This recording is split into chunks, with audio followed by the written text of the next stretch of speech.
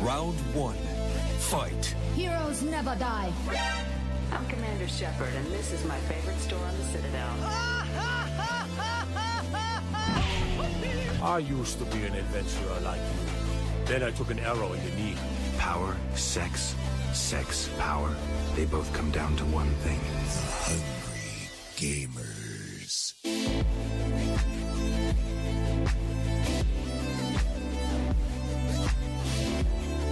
Hello, and welcome, boys and girls, to the 92nd episode of the Hungry Gamers podcast. We are powered by 8bit.net and Audio Technica.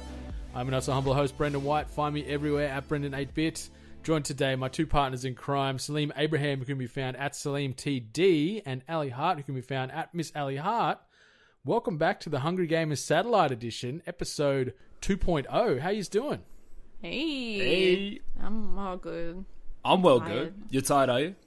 Yeah. Why? I think weekend festivities is putting me on the lag, unfortunately. I'm excited to hear all about it. There's a serious case of FOMO running through my bloodstream at the moment, so I can't wait to hear of all these amazing exploits and adventures and chaos and everything else in between you three, or you two and everyone else that you were hanging out with got up to over the weekend at RTX.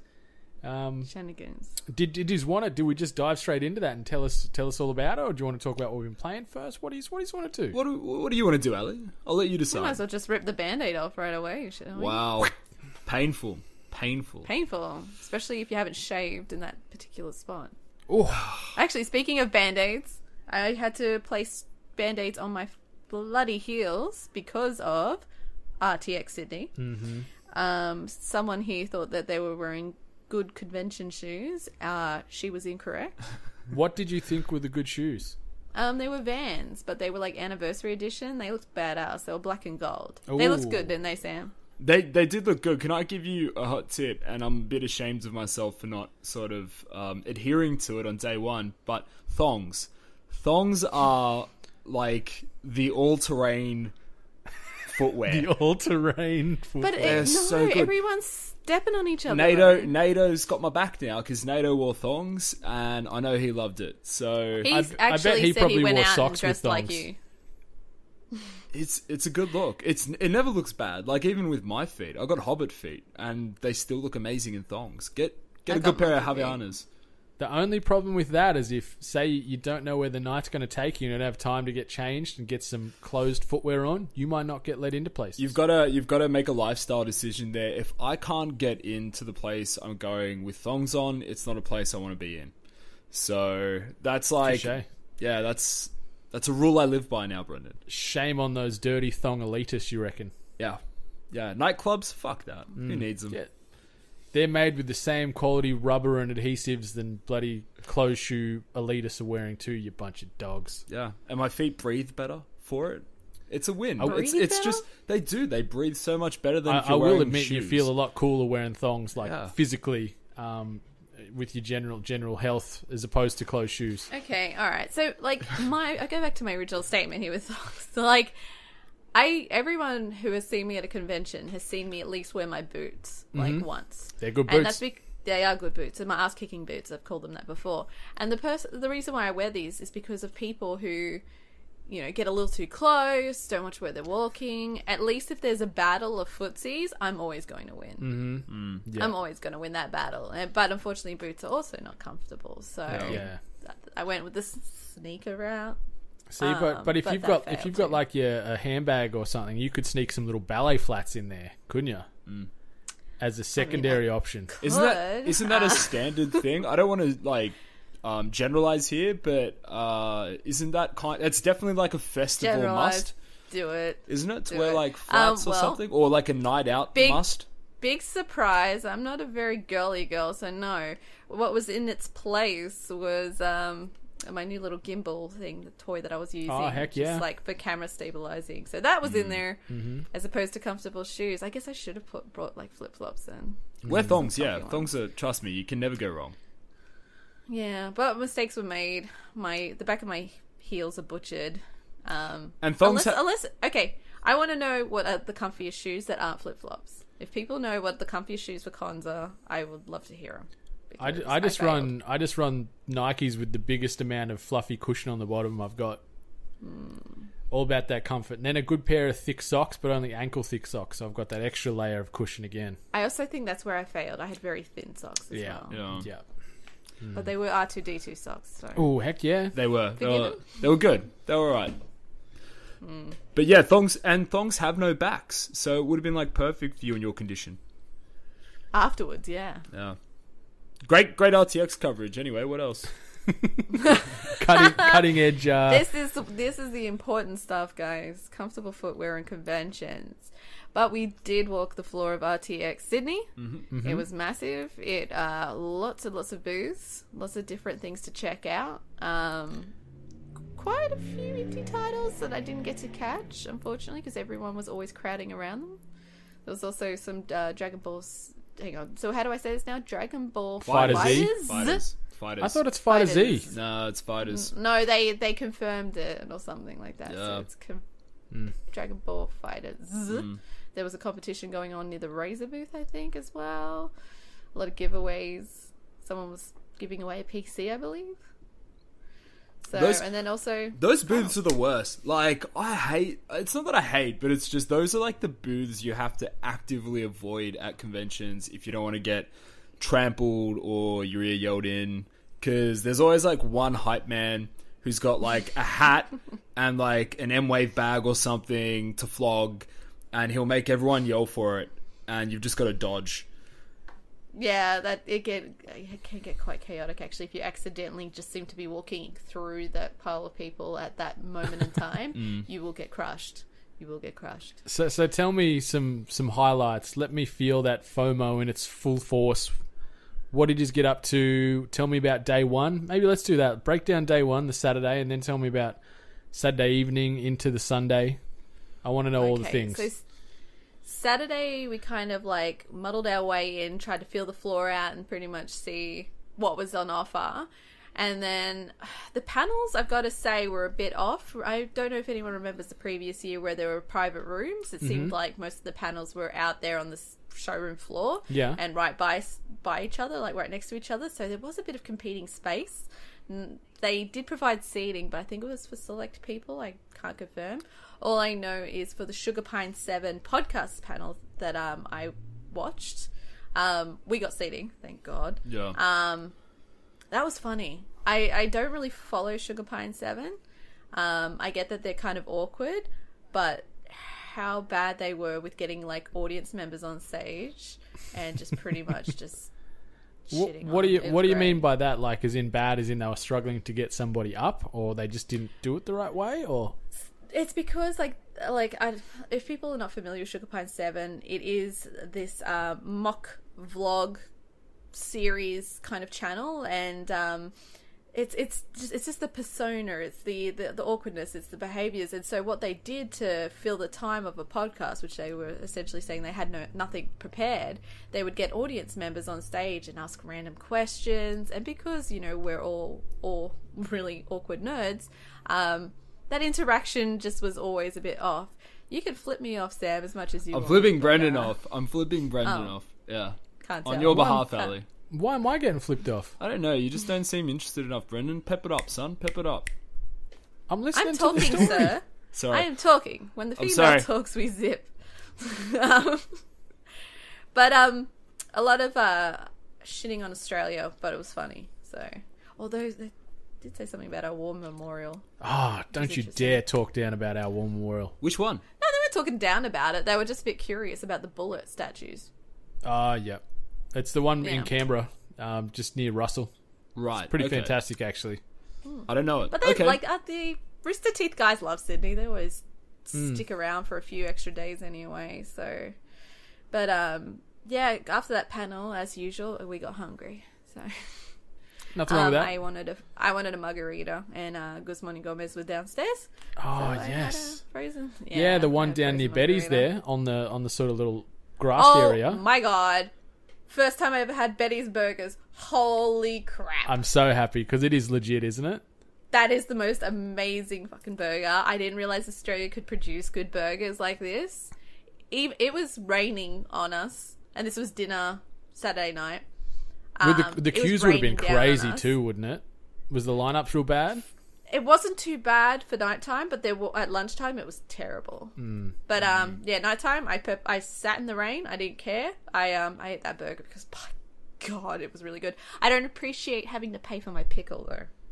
Yeah, that's a surprise. Like I don't mind that because obviously I'm not very pro pickle, but yeah, they're one of the best burgers in Australia. Yeah, I do. Yeah, classic with extra bacon, onion rings with Betty sauce, and vanilla shake. That's my go-to. What else did we do on the Saturday as well? Oh, we had some competitive gaming on Saturday, didn't we? That we did, yeah. Sam. So, I'll just fill in some blanks here. We also had Benny and NATO with us, who were... What? Don't give me that. You totally haven't even said that once. We had Benny and NATO, and we all did a bit of a walk around. I'm not having a stab, Ali. I'm just filling in some blanks. If you were having a stab, you'd be losing right now. Fight! Maybe we'll talk about that afterwards. Like, everyone came back to my place in the afternoon, and we played a bit of Dragon Ball FighterZ or Dragon Ball FighterZ, depending on whether you do or don't listen to Bandai. Yeah, I don't. And yeah, and that was like that concludes my RTX experience basically because I didn't make it back for day 2 thanks to that night. It was a big, a little gathering, I guess, of people who were at RTX. They were at like the bowling alley next to it, and yeah, a lot of drinks and a lot of fun banter with some people we sorry, love. Sam. The detail you missed there was people were at the bowling alley for a Twitch party. Oh, way to forget that detail, I think Sam. I've really angered her. Yeah, there was a Twitch get-together at the bowling alley that night. Yeah, but I'm not a Twitch and Sam person. probably forgets it because he got blottoed. So No, I really remember it very clearly. yeah, I'm not a Twitch streamer though. This is. I need some popcorn. I'm Yeah. watching this unfold via webcam at the moment. It's hilarious. pretty bad. I hope the universe is so happy that even via satellite, this interaction still stays true. What So- does that mean? So Saturday, did you guys roll in sort of when it opened at 10ish? What else did you do apart from watch the Sugar Pine panel and do a walk around? Well, I tried to catch the Funhouse panel where they did the Google Trends, but unfortunately, due to sound levels and such, I could barely catch what was happening. So, and if you're not in the zone, you had to keep moving. So They certainly tried to weren't using do- Audio Technica equipment there. That's the problem, hell you no, see. they definitely weren't. So, but yeah. So Saturday ended up after a couple of panels and a walk around and some Guzman and some Betties. You were at a bowling alley. You were getting blotto. Got a bit rowdy. A lot of people were there. Yeah, actually, it was a very popular event. Due to a certain other location shutting a bit early, we actually ended up staying at the bowling alley because that closed at 1 a.m. So I'm assuming that might have been the spawn of Point. yeah, I was a bit surprised. to be That honest. 1 a.m. liquor license. Oh, really? Yep. Now we know. It was closed a lot sooner. It was closed at like 11:30, so no one bothered to go there. You know what I Yuck. mean? Yeah, not great. So, yeah, I don't know. RTX, I think a lot of people feel the same way. It wasn't really as entertaining as it was last year. It's hard to beat last year. It had Kojima and it had an unreleased Nintendo console available for people to play. So that's a huge kind of combination that appeals to people outside of the Rooster Teeth sphere, I guess. Yeah, there wasn't really a crown jewel like last year. Like Kojima is probably the biggest get you could find in the gaming space. Yeah, like not necessarily the peak of all the crazy hype or the Death Stranding stuff, but certainly like at that time where it was announced. I think it was announced maybe a couple. When was Death Stranding announced? E3. Yeah, E3 in 2016. So it was about 8 months later. Yeah. 8 months later. Yeah. So anyway, also, there was less floor space, so there wasn't any kind of upstairs panels happening this time around. And the space they had, I don't want to sound like I'm complaining, it just felt like a shop. I was in a big shop, and I was just kind of rolling around.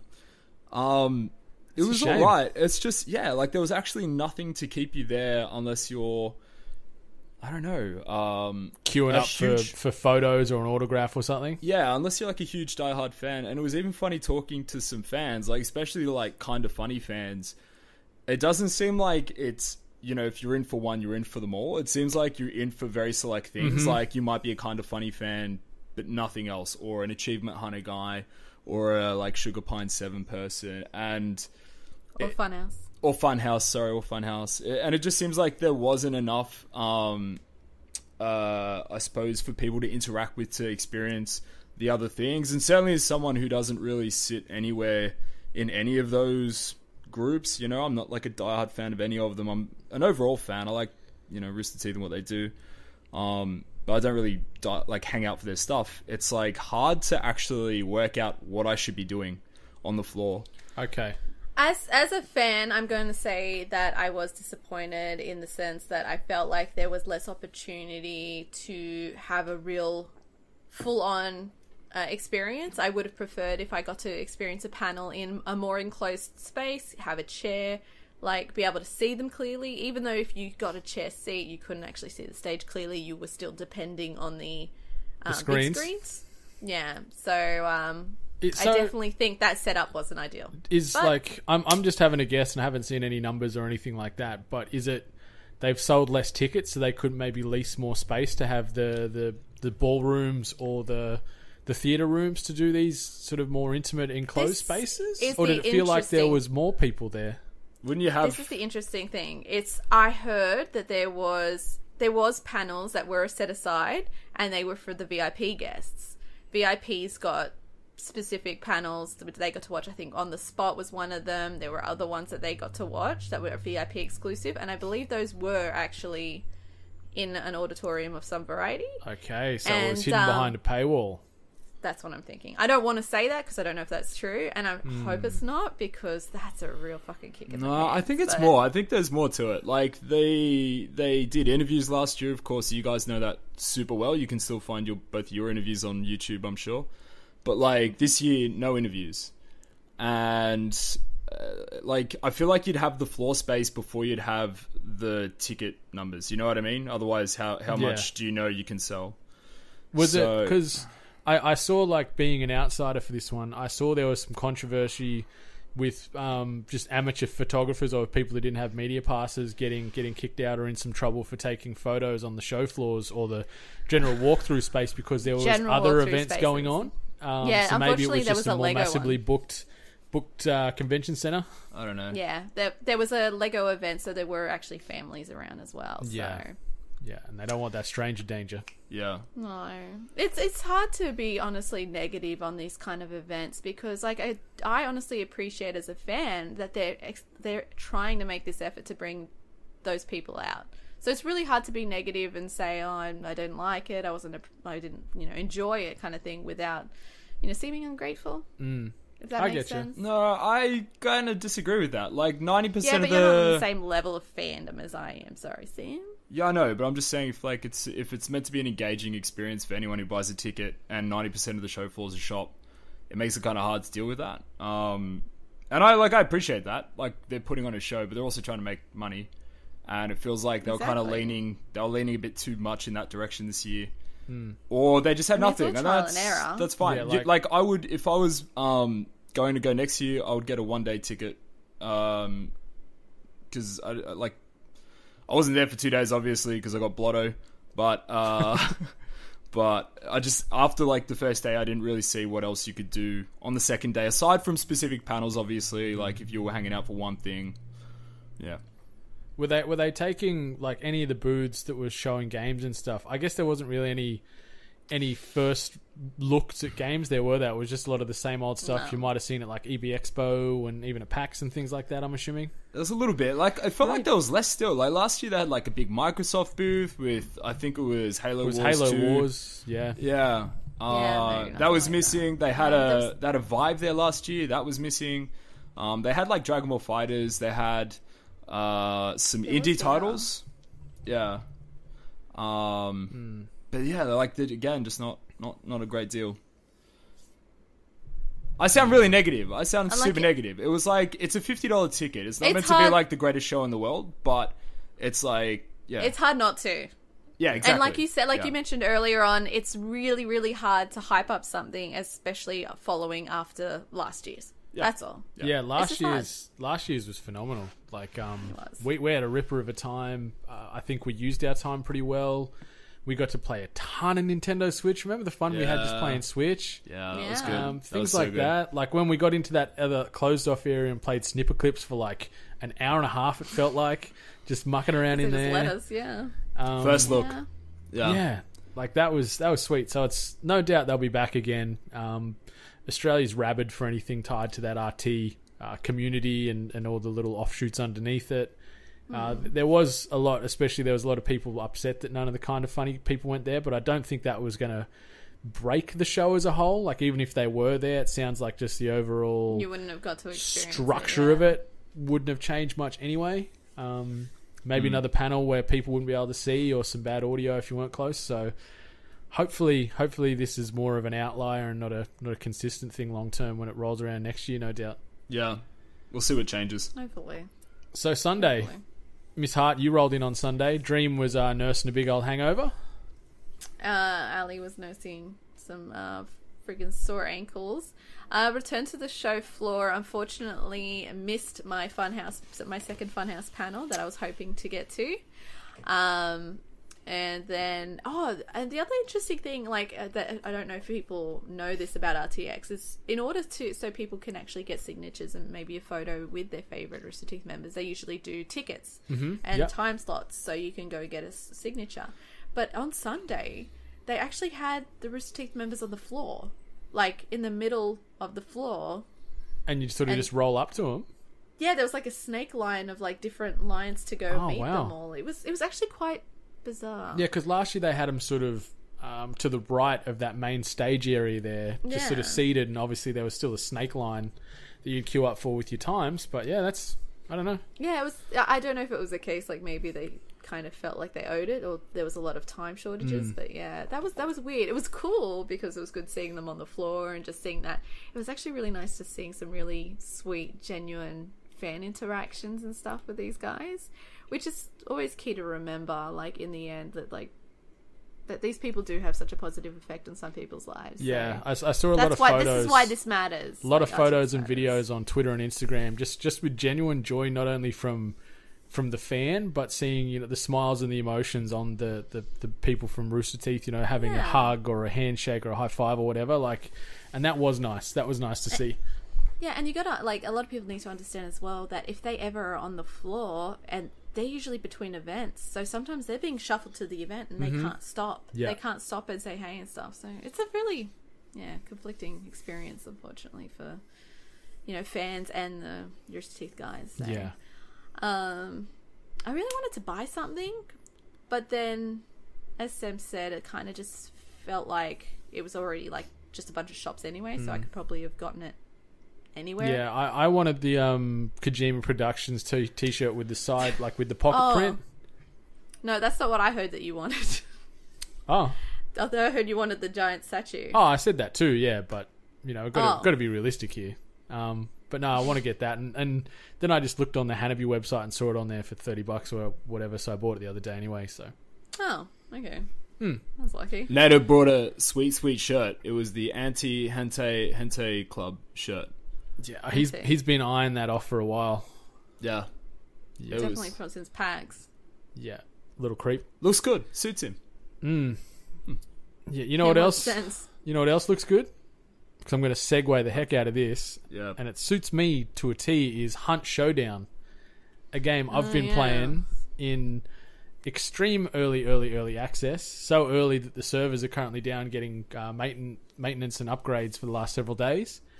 But know. it's hard to describe as far as what it'll be. But the closest you could compare it to is almost like Evolve meets a battle royale game. So there's 10 hunters in the map, and you can play as a solo or as a duo. So there's 10 hunters or 5 teams of 2 if we just go it that way.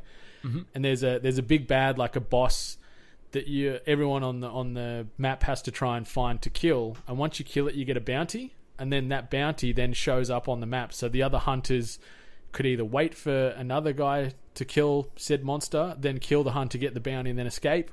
or they could try and take on the big bad themselves. So it's interesting. There's tons of random AI as well, like zombies and dogs and a whole slew of nightmarish enemies. What?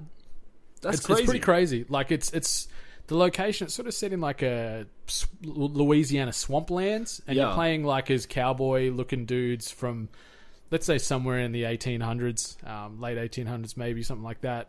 So it looks really, really good. Like it's a tech alpha. It's running on the Crytek engine.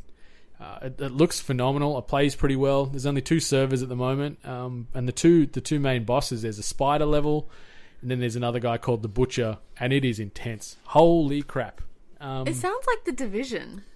Yeah, a little bit to a degree. Like if you're talking like the Dark Zone or whatever the heck it is. Or talking about the matter of fact of like everyone can reach a certain like place to get like a bounty or a payout. However, someone can actually wait to the sides and just wait till someone else does all the hard work and then take it. Yeah, so. and like because there's three exit points on the map. So even if you just wanted to go in and kill some of the lower just general AI and farm them, get some XP and some cash out of that, you could farm them for a bit and then just go straight to the exit. There's not like a timer where it's just over after 10 minutes. You could drop in, kill some people, drop out straight away.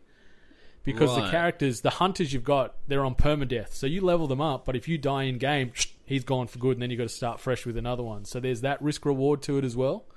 Isn't there like some way to transition your progression though to the next character? No, not at all. I'll Really? say like they've all got unique names and outfits and traits and whatnot. And yeah, so let's say John Headhunter Jones or whatever the heck his name is, he dies in that level, he's gone for good. You move on to the next one. So he might be level 50. Kitted out with good weapons, new traits and things. He's dead. You start from the end again, And from scratch with like a fresh loadout. With a fresh loadout. So it's really cool in that regard, where you want to be aggressive but you don't, and you tie that into there's only the 2 missions to play at the moment, but then you can play it in daytime or nighttime.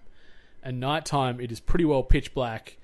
You can use lanterns and things like that, but then using them, obviously, it's going to give you position away to the other hunters. So there's this real cat and mouse element to it, especially in the nighttime missions.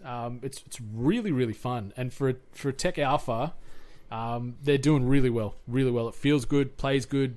We didn't encounter any bugs or bizarre DCs and things. It's just because it's only a North American and a European server, there's a slight bit of latency to be expected. But other than that, we're just hanging out for it to come back online because we want to get back into it. I signed up. Yeah, I'm hoping you get a key because it is a ton of fun.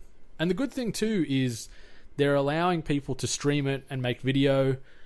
When you look at some of the other alphas and that out there, they don't, you're under NDA, you can't talk about it, you can't share any information. They're completely saying, community, share it, tell us your pain points, tell us the things you love, let's build this thing together. I'm in the Discord for it. No, I like it because in the Discord there's complete visibility. Like they're saying, hey, put your wish list ideas in here, your pain points, your dropouts, your error codes, things you've done, share it all. So there's this real sense of bonding and sort of working on this thing together in there. There's a lot of shit talking as well. I kind of thought it was a bit cocky in the sense that I understand having it accessible on Twitch and social media and all that kind of feedback and being good publicity and a good way to get free advertising for your game.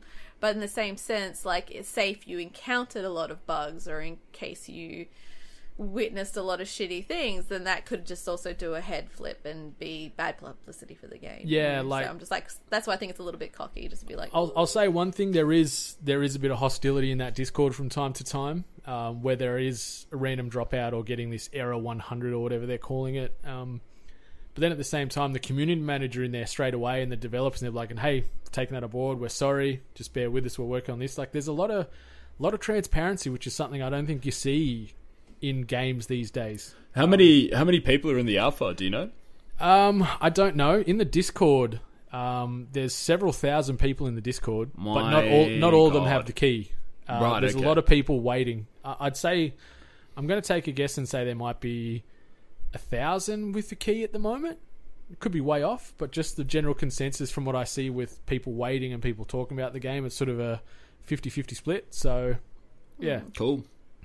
It sounds awesome. I was, yeah, and like that you can stream Tech Alpha sounds like a pretty good way to hype it, you know? It's hella fun. It's hella fun. And playing with duos, trying to communicate with your squad mate, because you get killed, you go down, they've got, I think, 10 seconds to revive you, obviously, so there's that element where there's emphasis on teamwork. You're low on ammo all the time too, so even if you do want to be gung-ho, you can run out of bullets pretty quick, and then you're stuck with your fists or maybe a knife if you pick it up. So there's that sort of permadeath survival element to it is nuts. Like, I was just sort of creeping around a barn so slowly and cautiously the other day because I didn't want to set anything off. And then because it was dark, I walked through these chains, just rattled it everywhere. Then there's this guy shooting me from around the corner, and there's dogs barking and crows flying. It's just, oh my God. The heart just... What's it like to actually take down a bounty? It feels good. It feels really good. Hard, hard? It is hard. It is hard. Like, it's... Because I guess... They're going to work on the AI a little bit for the main bosses. It was like, once you worked out you could sort of just kite them around certain things, it wasn't too bad, but they are big, and the spider is big, and it moves so freaking quick. So it's intense trying to kill that thing. But yeah, it's cool because you start all on this big swampland area. You don't know where the boss is, so you look for 3 clues, and then once you get that third clue to say, okay, it's in this church or it's in this barn, and everyone knows where it is, so then it's just to rush to it, or do you wait? And then when you kill it, obviously you got your bounty, and then you got to try and escape to get that tasty XP. So yeah, Crytek doing really, really good job using the Cry engine. Really, really happy with it so far. Nice. What else have you been up to? Just while servers are down. Playing a lot more PUBG custom matches, and some more Monster Hunter Worlds. So been grinding a little bit on that, killing those big baddies. But other than that, man, it's just the same old. So I don't really need to talk too much on the pub. Everyone knows how it plays by now. But yeah, Hunt Showdown. I'm hyped. I'm keen as beans to get back into it some more. I'm jealous. I'm too nervous to pick that up. It seems stressful, like super stressful. I'm more worried about the hype thing, where it's like I finally decide to cave and dedicate some time to this game, and then everyone's kind of over it. Yeah, and like Monster Hunter World seems to be like, I don't know, like definitely the biggest time sink of Q1 this year. Not time sink as in like a waste, but just like what everyone's going to be into. I haven't heard a single bad thing about that game. I could tell you a couple. Could you? Yeah, that you can only choose a cat, not a dog. Yeah, that's one. The controls at times can be a bit clunky, especially trying to lock onto enemies. And I don't know, the guy when you run and you climb walls, you look weird. It's this weird animation where I'm just like, it's obviously it's not going to stop me from buying the game, but I'm just looking at it, I'm like, ugh. Those are like really, really like nitpicky sort of criticisms of the game. Mine's valid. Mine's perfectly valid. No, the controls and the locking onto enemies can be a bit of a pain in the butt. That one's fair. Yeah, that one's fair. But other than that, I really like it. Monster Hunter World's is fantastic. It's just, as you said, Dream, like it is so grindy. I was talking to XPaz, who's a streamer out in New Zealand, and he is playing this thing from dawn till dusk pretty much every day, and he's, Hunter rank 20 now with 70 hours or something into the damn game, and I'm sitting there lowly at Hunter rank 6 with 20 hours in the game. So you sit there and it just gets too overwhelming, I think. But I like it. I haven't played it yet. I can't bounce off you just yet, but I am picking it up. I think I'll pick it up this week because I'm now at the end of my rope on the 2 games I had. Yeah, so maybe you just need a friend, another good friend in there. We can take your level 6 guy, my guy. Ali will bring a guy, and and a cat. No, you don't want to bring your. Do you have it, Ali? No, like I said, I don't want to get into it. I'm scared that the hype will go. Plus, I don't want a cat. I'm not a cat person. That's fair. That's fair. Some of the scenes with them though is pretty goddamn adorable. Like I'm a dog guy through and through, but I love my little Pelico. It's and the fact you little kitty him out in his little outfits. Oh my goodness. I feel like some weird clucky cat parent right now. Ew. What have you guys Ali? been playing? Tell me the things. Well, I've only been playing just one single game lately. It's called Banished. I may have brought it up previously. It's pretty much a strategy city builder game where you are pretty much looking after townspeople. And, that's a time sink. And I can't explain how dedicated I am to these townspeople and how devastated I get when they start starving. Not my fault. Not my fault. And then I get really pissed off because if they stop banging, they stop having kids. And then if they don't have kids, then I don't have workers when the parents die. It's a vicious cycle. It's a very vicious cycle. I'm learning a lot about society. Apparently, you can't be a loner in life. No. This is what I'm learning. So how do you make them people don't like pumpkin. recommence the banging once they stop? Feed them, okay, presumably. I had to Google this. So apparently, when a man and a woman love each other very much, so you've got to have a house. So everyone has a house, but if you have too many houses, then people do what I would do and live in a house by myself. Oh. And then because they're in a house by themselves, apparently that means you don't want to do coitus, and then you just die alone. My God, that's interesting social commentary. I didn't know I was doing bad things. Like, the economy was great. Everyone was getting stone houses. Made too many. People stopped fucking. I don't know. So bloody stone houses. This is what I learned. But yeah, so I've probably delved about 10 hours in the past 2 days with this damn game because I just get so into it.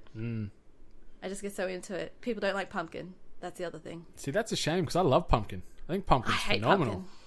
I hate pumpkin. Bit of roast pumpkin gross. out of the oven. Sign great. me up. It's great. Oh, that's like the worst thing about a Sunday. Roast. Oh, no. Yeah, no. I always say no. No to buy roast pumpkin. Yeah. But I want to try pumpkin pie. Americans love that Pumpkin shit. pie's legit. Bit of cinnamon on I top. don't understand. I don't understand how is that a dessert. It's a dessert, right? Because you put some ice cream or cream on top. That makes okay, anything so a pizza's dessert. dessert. Wait, what? Apple Pumpkin pie. Apple pie's a dessert. It's the same concept, isn't it? Yeah, because apple's a dessert. Like, apple's a fruit. So that can go into dessert. Pumpkin is not. I don't think that's how it works. But then, because then it's like, my logic. if you start splitting hairs, it's like pavlova's technically just eggs, and eggs are kind of breakfast, and it's just too many layers. But eggs go in cake. Too many, yeah, but eggs is like primarily pav. And sugar. Eggs and sugar. Too many layers. So that's a percentage of a cake right there. You just ignore the flour. But no, pumpkin pie is legit. Trust me. I'll have to give that a go. Yeah. Track it down. Funnily enough, Costco sells an absolute banger of a pumpkin pie for like $12, and it is huge. So if you're ever in the area, pop by one and pick up one because it is. Yeah, I'll probably have to check it out and probably smash one down. Speaking of smashing, tried the Dragon Ball Z game, and I still like it. Played it with Sam. Did I beat you, Sam? One? No? I don't remember. I think you beat Nato or Benny. One or maybe both. But it's good. It's not like, saying much. So much. It's still so much fun. As a person that doesn't really like fighting games, I could say that it's really enjoyable. As a person that didn't get into Dragon Ball Z but knows about Dragon Ball Z, it's really fun. Would I buy it though? Probably not. Okay. So it'd be good. Go around to a mate's place, have a couple of games with them, but you wouldn't want to be dropping your cash down and playing it offline by yourself. It's kind of like going to a friend's place and playing a couple of games while he makes you a margarita. Is that right, Sam? Yeah. You guys were so shit about that too. I thought I knocked it out of the park. I made margaritas for everyone. I told you it was good. I said I was genuinely surprised at how good it was, considering how you put that together. I said it was actually good. Was that with the tequila I gave you? Yes, it was actually. Look at that. Circle of life. Yeah. I made that clear, I think, on the day too, that this was the tequila that you gave me. I didn't mind. It's just nice to know that I was there in some degree. The odds were against us. Ali had a lot to say about the brand. Because it was had the a hat. Jose Suevo or whatever it was. It's the low end. Yeah, but it worked out alright. Even he said it's low end. Yeah. Just building on what Ali was just saying, Dragon Ball FighterZ, it's a game where it's like it sits only on one side or the other. It's quite binary. Like, you can either have a lot of fun playing it, button mashing, or kind of half knowing what you're doing with other people who are like that, or it's like you're god tier up the other end doing insane combos. And you should look at some of the combo vids for this game. It is ridiculous the combos people are pulling off. I just wanted to ask, because I watched some highlights the other day on YouTube, or it might have been on Twitter or something, and it just seemed like these dudes were just popping super moves like every other turn. Like, is that happening all the time, or was this just because he had his, I don't know, his bars I think built some up or moves look something? like supers when they're not that super. Oh, okay. Yeah. Like, there's like tiered. Yeah. It just looked like eternal big action set pieces, and I'm like, man. Not necessarily a bad thing, mind you. No, like, not at all. And it's like, it's pretty easy to follow then, but I like, because I'm like not great, and I don't think I'd ever live it down if I didn't say that NATO. You heard it here first. NATO absolutely flogged me in this game on the weekend. When we were all there playing. It was a good progression to watch, I gotta be honest. He was getting good pretty quick. Really good. Yeah, he was getting good quick. But it's like you should look at some videos, like just YouTube some Dragon Ball Fighters combo vids, because you see just how technical they are. They incorporate a lot of the different game mechanics, and there's not actually a way to break them if you're mid combo. Games like, I know the Naruto Shippuden series did it. I know that what else was good? I don't know. I think Xenoverse had it as well. Like mechanics where if you're in the middle of a combo, you can actually just sort of escape really quickly. There's no way to do that if you're in the middle of these combos. And it's kind of weird because some of these combos can do sort of 50% damage reliably or beyond, depending on, you know, how good the guy is that you've all got. My goodness. It's fucking nuts. It is nuts. Yeah. So I'm getting killed online and I'm getting over it very quickly. It's fun to watch though. I've got to say, like with all the fighting games, you kind of get a bit bored. This one, it's fun to keep on watching. I don't know. Still, Yeah, I just heard a console power up then. I think from that was somewhere. Apparently my waving hands just turned on my Xbox. And it's just gonna be like, Mom, and I'll be like, no, go die again. I just like looked around the room here and I'm like, no, there's no Xbox in here. There's a couple of PlayStations, but actually no, there is an Xbox under the shelf there. Oops. Yeah, no, I don't know. I just waved my hands and it had a glimmer of hope, and I just killed it right now. So Dream, what else you been playing apart from getting touched up on Dragon Ball Fighters? Got absolutely crushed. Look, that's really it. That and a bit more Dissidia as well, and yeah, there are videos of both of those up now. Yes, they're up now, because this is being released on Friday the 9th of February. You confused the heck out of me because I'm like, you haven't sent me a single thing. No, we're in the future now, Brendan. Okay. We're in the future. Okay. Yeah. Yes, listeners. Thanks for buying me that pizza, by the way, Sam. Thanks. That pizza that you bought me on Thursday, the 8th of February. You're so welcome. On the topic of that, by the way, if you go into Costco to get that pumpkin pie, get them to make you a large 18-inch pepperoni pizza to take away as well. You cannot go wrong. Folks. Get them to make you a good old 18-inch. Mm-hmm. It's like $13. It's the best. I've never been to Costco. I've only been to the one in America. It's a thing. It's intense. Like, it's just so daunting, especially when you see hot dogs, though. You see things you like, and then it's like, oh, I really could use that, and then it's like, okay, now you have to buy 700 of them. It's not that bad though. Like, especially for like beauty products and stuff. Some things like which you boys clearly buy. Yeah, I know. You see this sheen right now. I don't know if that's a good thing. Is it a sheen? Is it good to have sheen? Ali? No, it's more of a glow. I know I'd want a contour. I want a good contour. Contour makes your slice. You want a glow. What does a glow? What does a glow look like? A glow is kind of what I look like. No, that's more baby. It's more like a darkness. No, glow is like when, like, literally someone's skin is just like beaming. Like, it's not dull. It's not like, you know, just flat. And it kind of looks it's wet. Just like, no. Dewy. So that's back to what you were saying before. A sheen. Is it if like, you've got a sheen, you may need to wipe your face. Like luminescent? Yeah, I think Dream, you no, nailed luminescent. it. Oh, okay. No, that's. I think you're thinking highlighter when they're like glowing, like they've got that shimmer. Glowing is like what happened with pregnant women. Glow means to like emit light. Isn't that kind of what glowing is? Yeah, and that's kind of like when you have glowy skin. Your skin is so like bright and clear and. I'll say one thing: I can appreciate a good smoky eye. What? What? What does that mean? What does that mean? It's where they've sort of like shaded their eyeshadow, and it goes obviously from like a dark tone through, or if maybe they're doing different colors and they blend it through real nice. That's a smoky eye. Isn't that like out of Beyonce film clips and stuff? Like, isn't that a lot of women do that these days? Do they? I love where this is going. Where have I been? Getting blotto. Oh, I can't wait for the makeup tips video that you're going to do. It's going to be great. See it first on 8-Bit at YouTube. We are 8-Bit. That's it. Should we dive jump into a into bit some of news. news? Yeah. Please. This week's news headlines. All right, so we've only got sort of 3 topics we were going to sort of cover off on today's episode. They're a bit more beefy, a bit more juicy. The first one that's sort of doing the rounds at the moment is Red Dead Redemption 2. There's a lot of rumours circulating due to some leaked information.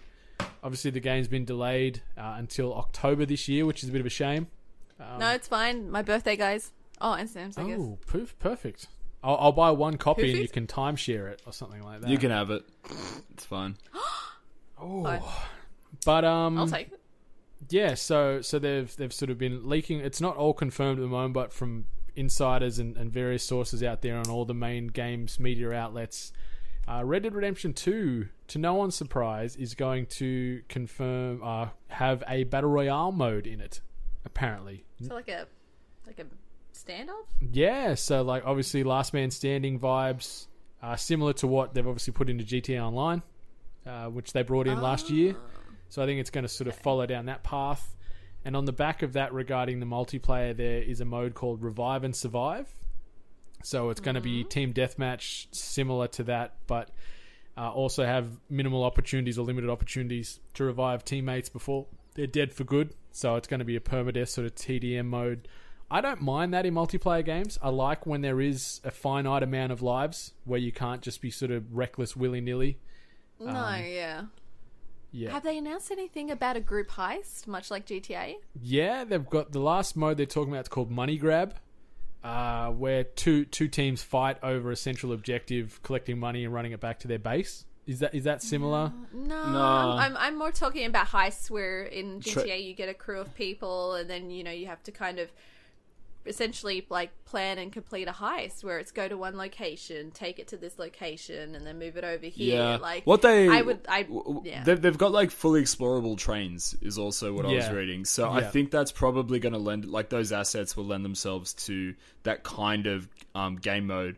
I think it'd be crazy not to have it. It's like literally the Wild West. It's like outlaw country. Yeah, who doesn't want to put what the the bandana whole up over their face and rob a it's stage what the whole carriage. legend's based around. So, like, considering that it's there in GTA 5, I think it's probably safe to say that it'll be there. That it's got a battle royale mode. Does that come as a surprise to either of you? I feel like if you'd Not asked at us a all. week ago, like, what modes do you think will be there? I think we'd probably all say a battle royale mode. Yeah, it is almost becoming just the presumed addition to any staple. game with multiplayer. Yeah. I'm not fond of the idea in Red Dead Redemption, to be honest. The only way that I'm liking the idea of it, only if it's set in a town. Like, how in the old movies, like, everyone was just shooting each other the town, like, from little spaces kind of thing. That's the only way I think I'd enjoy Like, it. I guess it existed in Red Dead Redemption's online mode originally. Like, obviously, you could all exist in certain areas, but remember, if you killed too many people, you'd get a wanted on you and your bounty would go up. So it'd be sort of like that, but you'd have just a specific, like, everyone would be fair game, obviously. So they're probably just going to expand on that. I assume it'll be very much like GTA in that sense as well, where someone can just throw a bounty on your head whether you want it or not. And they've talked about a quote-unquote tent progression system similar to the apartments in GTA Online. Open world activities, so you can go fishing, herding, gold mining, and weapon and riding challenges. What about the shopping?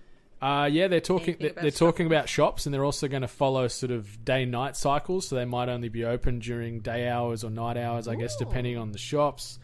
They've mentioned customizable vehicles, so mine carts, hand carts, carriages. Obviously, the trains, you'll probably be able to kit your horse out, maybe get a nice sexy saddle and braid his mane or whatever the heck. It's really sounding like GTA 5 West Is what it This is sounded all I like. wanted. Yeah. This is all I wanted. Yeah, if it's- this is what they're going to give us, I'm stoked. It's not a bad thing. Happy. Yeah, I'm keen. Like the first game, I loved it, and I've been debating maybe doing another fresh run on it leading up to it, just to sort of get full Wild West mode. Maybe even do the undead expansion. I can't remember what it was called exactly. Oh yeah. But run around that and catch the sort of the 4 undead horses of the apocalypse and stuff. So Well, you've got 8 months to do it now, so got plenty of time. plenty of time. of time. Yeah, but I just like that they got out ahead of it and gave us a fixed date, even though it is 6-ish months away from when we initially thought. You know, Rockstar, they walk to the beat of their own drum. They always have. This thing's going to sell, like, it's probably going to be the highest selling game of 2018, even though it does drop in October. But yeah, I'm keen. Looks good, sounds good. Take my money. I can't wait. Yeah. Something else that I'm actually excited for and I've pre-ordered. I don't know what you guys think about it, and it's a little bit older news now, but we haven't really talked about it at all. And it was Nintendo doing more quirky Nintendo things when they unveiled the Nintendo Labo a few weeks ago. The name itself. Yeah, they're always weird with their names, like the Wii U, even the Switch. Like, it makes a bit of sense now, but when they first announced it, I was like, Switch could be a bit more. But what do you think? Have you looked into this much? Have you sort of digested what they're trying to put out? You think it's going to work? You think it's stupid? I don't know. Like, this is like one of those things where I'm sure I'll say it sounds like a stupid idea, and then it'll go off. Like, for some reason, it just will take off, kind of thing. There's an element to it where I kind of appreciate what it could be doing for young kids in regards to an engineering side, and having them a sense of ownership, and maybe even get into game development. Who knows? Like, being a part of the creation process in regards to their Switch and how they play their games, kind of thing. But I was also wondering about affordability, but I've heard some wacky ideas about prices. I've got all the prices if you want me to run them down. Yeah, let's go. So the cheapest kit, which is the Nintendo Labo customization kit, which is just the decals, I guess you could say. So you get some text and some stickers, and you can sort of add some bling blang to your stuff you're going to make in the Labo kits. That's $14.95. Okay, not too bad. But then for the variety kit, which is the one that you've seen with the ads, where there's the fishing game, there's the piano, and a few other bits and pieces, that's $100. And then the next one, the robot one you saw, where you make the bloody big backpack and sort of walking around with the Joy-Cons, being a big robot yourself, that's $120. Holy crap. So it's a bit on the higher end. Yeah, it's expensive cardboard. Okay, so there goes... That's the thing that throws out my whole, like, it's affordability. It's kind of being creative and affordable kind of thing. But no, that's just kind of... these are a bit of a bad taste. In regards to what it does for the actual, like, the interactive nature of the Switch, do you reckon it really brings much? Like, is there any of them that you guys want to look at? I've pre-ordered just the variety kit. I didn't do the robot one. So the variety kit gives you the house. You get the motorbike, you get the piano, the fishing rod, and then the 2RC, the remote control car version as well. $100 still is a little bit sort of rich in my thought process, especially if these are almost going to be nothing more than tech demos. Like, if you do this and it ends or wraps in 10 minutes, let's say you get an hour of time out of this all up. Like, it's a bit pretty light on and a bit of a piss take financially. But things like, even though it is like a stripped down baby version of piano, but if you could almost teach kids or teach people to learn music on it, things like that, where that's where the staying power might be, where there is that educational tool to it. Like, I love fishing as much as the next guy, but I'm not going to sit there and play with my Labo fishing rod and Nintendo Switch for hours upon hours. I think I'll muck around with it once and show people here and there, but it's more about the long-term ones, like the instrument ones, and sort of building the robot, and more of the physical hands-on we're putting all together, I think, is where it's going to keep people potentially coming back.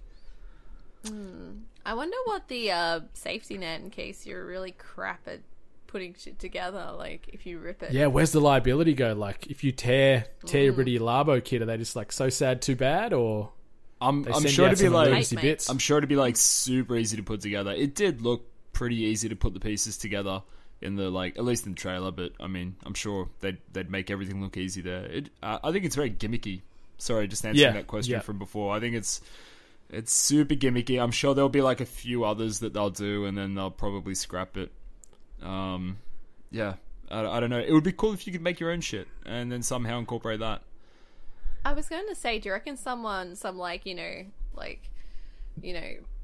backwoods kind of company will just bring out their own? They have talked about potentially opening up or providing an SDK for developers with obviously with software experience to write their own little bits and pieces. So and one that comes to mind for me is Rudism out of New Zealand.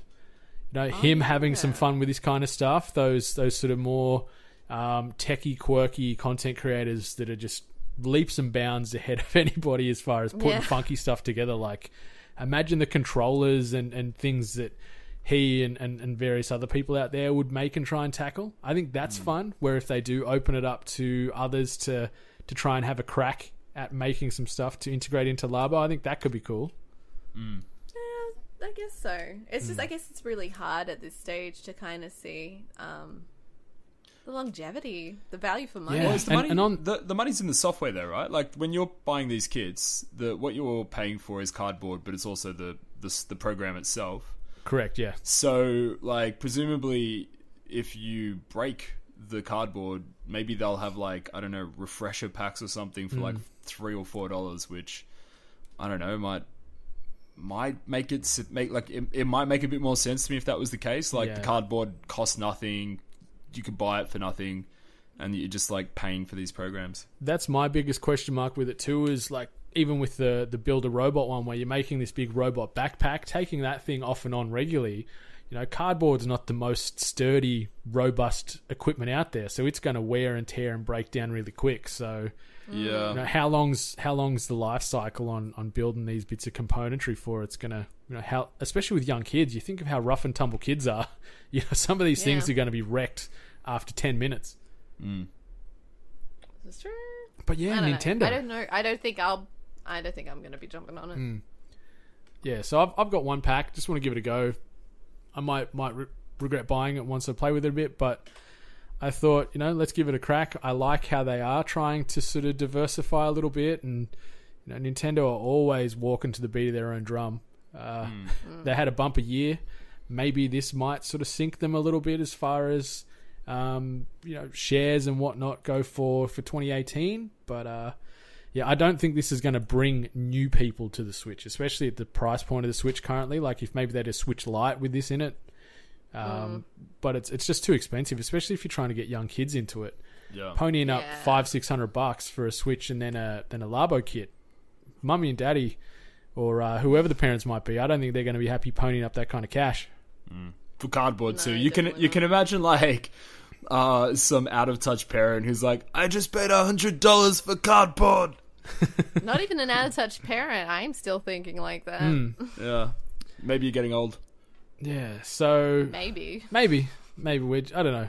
Nintendo just come out with some interesting head-scratching ideas and concepts sometimes. Sometimes they land, sometimes they go splat. So we'll see what happens end of April. I think it's April 26th. Don't quote me the exact date, but I know it's that last week of April when it gets released. So we'll see what comes of that then. Should be interesting either way. And the last one wanted to sort of quickly touch on is Dr. Disrespect, aka Guy Beam, I think you pronounce his surname. I've never been certain on that. He is back after about a month hiatus. As most listeners may or may not know, he took some time off because he publicly came out and admitted infidelity on stream, cheated on his wife, who he has happily married with a young child, jumped on the stream, told his stream team that, yep, I've done the bad, going to take some time, going to try and work through this. Went away, made his return this week, sorry.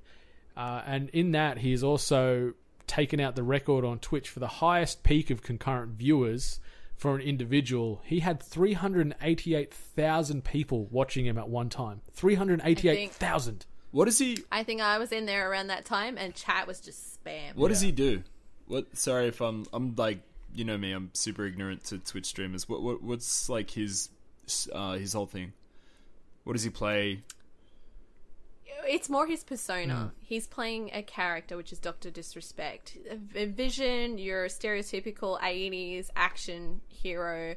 You know, he's, you know, got the mullet, he's got the glasses, he's got the mustache, and he's got this, like, you know, get up that makes him look like some really cheesy action star kind of thing. And he has this attitude, and he had the Slick Daddies Club that you could feel up to be a part of, and you know, he had an attitude about him, but it was all a persona. It was all a character, right. And for the most part, it was good. It was very creative. It was very imaginative. Very I don't know, like it was a good interaction for people. It wasn't just any Twitch streamer. Yeah, you know, and he was committed to it. Like, he had the it's RoboDoc, right? One of his other personas that he had on there, and he acts out skits and does all kinds of funny interactions and skits and themes and custom backgrounds, and like the marketing machine behind him is just full pelt ahead. Like, it's fantastic. It is, as Ali said, he's that 80s machismo action star, and it is fantastic to watch, and he's committed to it. Like, he don't break character. He won Trending Game of the Year last year, beating out a lot of pretty reputable people, and then shortly after that was when obviously the infidelity stream went away, as Ali said, because he was that hypersexualized macho man, and he was the head of the Slick Daddies Club. He's come back and rebranded that as the Champions Club now, because obviously he doesn't want to promote over sexualization and, you know, hunting women, because he's a happily married man and all that kind of stuff. So it's interesting. There's a lot more emphasis about the way he announced his return was saying that his wife is a dangerous assassin. Yeah, Mrs. Assassin. So now it's kind of like him saying, everything's cool, man. My wife's in on it. She's an assassin. I don't know. For me, that kind of leaves a little bit of a bad taste in my mouth. A part of me was kind of thinking, and I hate thinking like this, boys and girls, but like, he was the breadwinner. Yeah. So all had to be forgiven and forgotten. Bring the wife in. Everything's okay. Let's make the money. What? Again. That's so crazy. That's so crazy. That's your whole life. That's how my mind kind of went. That's how my mind. That's like your whole life blown up for the public, and then you're in on it. That sounds weird. But then there's other. That's what I felt. I kind of felt it was a bit weird. There was other rumor mill, like just general internet rumors and hype, where they were talking about maybe it even might have been a skit from the start, just to build more hype and be more of a talking point. Than any kind of like respect or appreciation I had for what he did for gaming communities and all that sort of stuff in Twitch. If he honestly put himself out there, he didn't say Dr. Disrespect cheated on his wife. No. He said Guy Beam, or whatever his real name is. He cheated on his wife. Wow. So, I don't know. Say Dr. Disrespect did it. Don't say you as a person did it. So I hope it wasn't. Yeah, so do I. And like, I don't think it was, but if it was, like, oh my god! But I feel dirty. I feel dirty talking about this. You should have seen, man. Like, within the first 10 minutes of that stream kicking off, he had $15,000 in US donations in 10 minutes. 15K, just straight up. And that was just for him, right? Yeah. Like, no one ever confirmed that. Like, maybe he secretly said it was for a charity. No, that was just him. Like that. That was straight up him in the back pocket. That also bothers me. That bothers me a little bit. It's kind of like, yeah, you cheated on your wife, but don't worry, mate. Come back. Here's some money for it. And you said it was a month hiatus? Yeah, it was about a month, I think. Maybe it might have been a little bit longer, but it was late last year. But might be definitely felt like he came back pretty quick. Yeah, he came back, and one of the other things I've noticed is he's taken all the human mods away. It's all done by bots now. And because a lot of that was some of the mods that used to mod his channel actually shared some of the information or stirred these rumors about the infidelity during streams a couple of days after he came out with it. So, I didn't know that. Yeah, so he's taken a bit of that power back and more control over, I guess, who can act on behalf of him and get access to his information and whatnot. He is funny. Yeah. He is funny. Like, some of the things he says and does is insensitive. And you'll see there's a fresh hate train circulating on him now, where he does get pretty racist sometimes, here and there, and it is quote unquote in character, and that's what some people are trying to defend him on, but it is pretty messed up. He'll carry on when Asians jump into a North American server and apparently lag out the server or make him have lag because of, you know, peer-to-peer latency or whatnot, and then he just chucks it, you know, starts talking Asian, I don't know what sort of tongue he's trying to replicate, but going on and on and on and on and on. So it's, yeah, he's polarizing. You know, he's splitting audiences. This is also that weird kind of part where I'm like, kids of certain ages have access to him. Granted that Twitch has that lovely little button that's like, by the way, this is for mature content. Are you over 18? Well, yes, of course I am. But like kids, like I remember one thing that I saw that was adorable, not adorable anymore, which was a cute little kid that was dressed up as Dr. Disrespect meeting him and doing like a cute little dance and everything with him. And at first I was like, when I saw it at first, I was like, oh, that's so cute. Isn't that so sweet? And now after everything, I'm like, oh crap. Yeah. Young kids watch this guy. Not like, not saying it should be one way or the other, but like, surely if you're like being a bit racist, that's against the terms of service. No? Yeah, to a degree. Like, it's, and does I think, what does it like, depend on? But you look at, well, yeah, it is against. But you look at Twitch, you look at YouTube, Dr. Disrespect, PewDiePie, that Logan Paul, all these types of people. They're their breadwinners. They're their bankable, for lack of a better term, stars. Yeah. So obviously they're going to be measured with a different set of rules as opposed to streamer X or streamer Y, which is another discussion altogether. But yeah, it's bullshit. Yeah. I'm cool with it. I just, you know, I'm not cool with it. I'm just, I don't know. You're right. It is bullshit. I don't know why I would expect it to be like, I don't know, fair and just. Don't watch Twitch streams, people. I definitely believe in forgiveness. I do believe in forgiveness, right? Yeah. But I feel like there's just this whole different thing with this in regards to just also being a personality to kids. Yeah. To, you know, young adults. And that's where I'm kind of like, there's going to be a lot of blurred lines here on what's okay, what's a good way to handle a situation. Yeah, I don't know. It's a bit iffy. Like I said, doesn't stop the fact that he was extremely creative and what he did for, you know, the Twitch streaming and setting, you know, Twitch to a different level and what can be offered entertainment-wise. But this particular thing always makes me a bit irky. Yeah, I'm with you too. Like, fair enough him taking away, but and I guess I understand that a lot of these content creators, they want to be transparent and share their lives with their communities.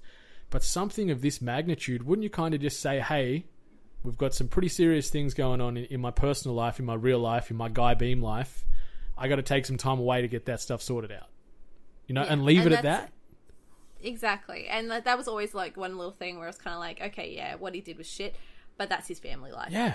That's got nothing to do with me. That's something that he has to deal with him and his wife. Yeah, and that's it. Like, the poor wife, she's voiceless in this. She is just... No, she's the assassin. She's the assassin. Misses this. Oh, well, I mean, like, when he first told the world that this happened. Like, obviously, he probably broached it with her because it was a pre-recorded video and things like that, or pre-planned for the stream. But... yeah, it's just bizarre that they throw it out like that.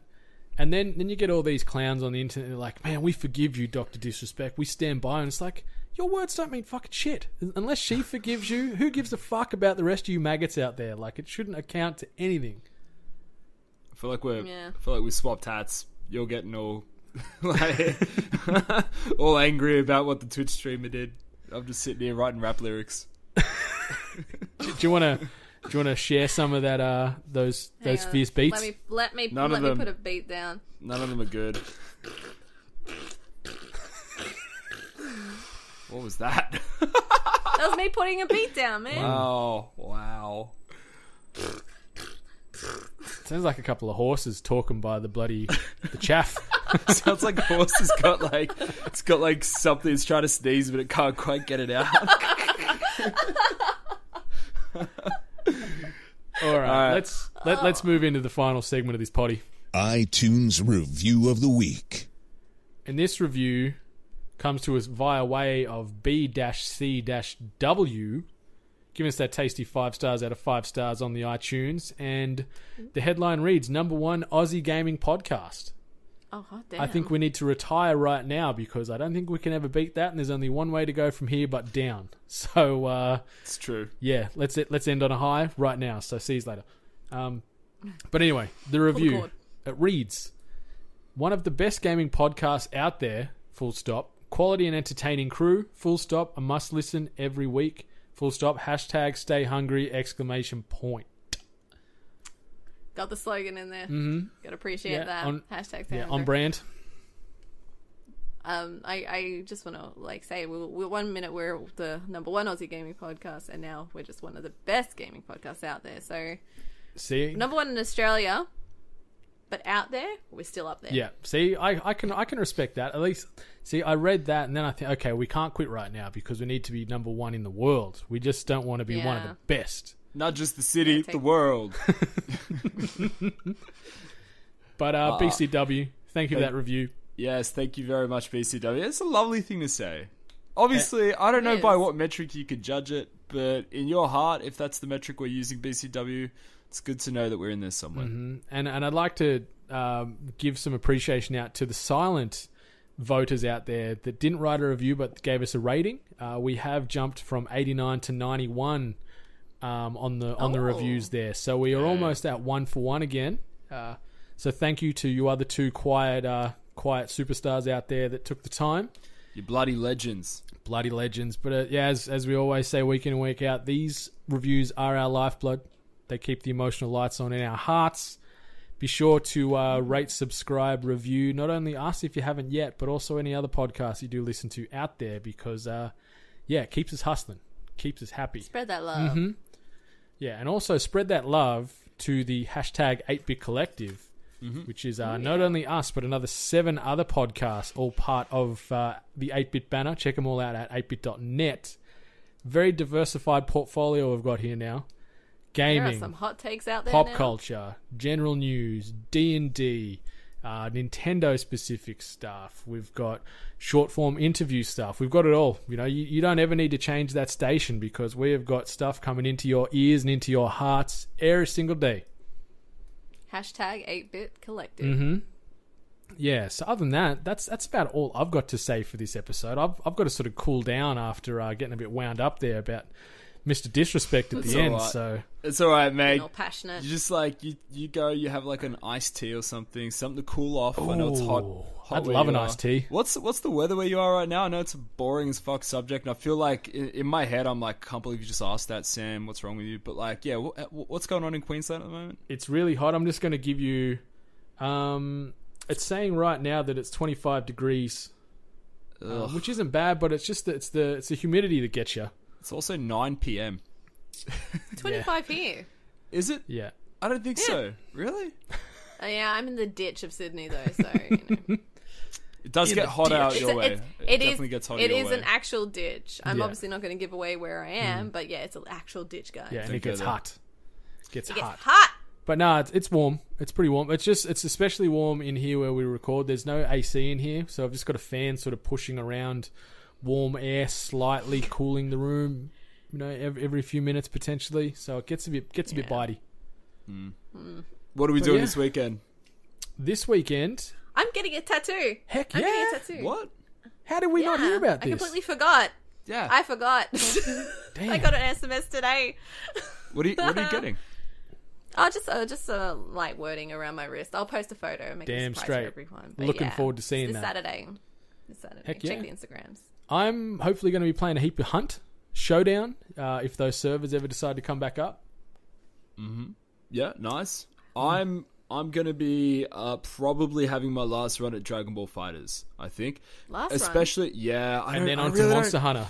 Yeah, and then on to exactly. But I really don't see myself playing it beyond next week. But the weekend after this one is the first York Street battle for the year, the first YSB. Ooh. Gonna start training? Yeah, that's it. I'm gonna obviously more Tekken, but it would be fun to get my ass handed to me again by elite people playing Dragon Ball Fighters. So yeah, Take that, NATO. yeah. NATO should come back from Perth to participate in the York Street He's battle. much too far away. He is, yeah, he is. It was nice hanging out with him and Benny. I have to say, it's like really cool. That's the one amazing thing always about conventions is seeing people that you don't usually see, like especially the people who make the trip interstate. Yeah, and I saw you were broing down with our boy Jack Cruz from It Is What It Is as well. There was a very nice photo you sent me on Saturday night, I think it was. Yeah, of me, him, and NATO at the PBH. kind of funny You guys meetup. The kind of funny clothes meetup. on, but you know. We had clothes on. That was the one with the Thanks. clothes on. Oh wait, what? I thought you were talking about the other photo. Carry on. Oh, Sorry. that sounds really sus now. It's alright, I'll quit while I'm ahead. I'm not ahead. Yeah, it was. Also, I know you just flagged the hashtag 8-Bit Collective, but I was listening to It Is What It Is today with Cruzy and NATO, and my god, do they get deep on some very like controversial things. I'm scared. 0 to 100. Because I was like- 0 to 100. I'm recording with Jack on Friday, so I don't know what to expect, but I'm Has he told you what you're talking about? not yet. He's going to send it to me tomorrow, so these hot takes are going to be scorching hot because I'm just going to be edge of my seat. They were like talking about like a lot about American politics. They were talking about Australia Day, change the date or what. Oh my goodness. These are all things that I just don't My know that I goodness. could ever talk to. It's You guys are fucking scheduled intense. for an upcoming episode each, remember? So Yeah. I'm strap gonna- in. Yeah, Can't wait. I don't know. I'll try and send him topics. I'll see how that plays out. Yeah, so that's also what I'm doing this weekend. In between Hunt Showdown, I'm going to be recording It Is What It Is with our boy Jack Cruz on Friday night. Exciting. All right, should we call this an episode and move on out of here for another week? Let's do it. Just want to say again, thank you to Michael from Reset for that tasty intro and outro track that he put together for us. Getting a lot of love, a lot of hype out there. A lot of people on the socials are saying it is phenomenal, and I agree. We're loving it. I agree. But yeah, find us as a collective at We Are 8-Bit on all the socials, and as well on youtube.com/We Are 8-Bit. Find me everywhere at Brendan8Bit. You can find me at Miss Ali Hunt. And you can find me at Saleem TD. All right, 8-Bit Nation. Until next week, much love.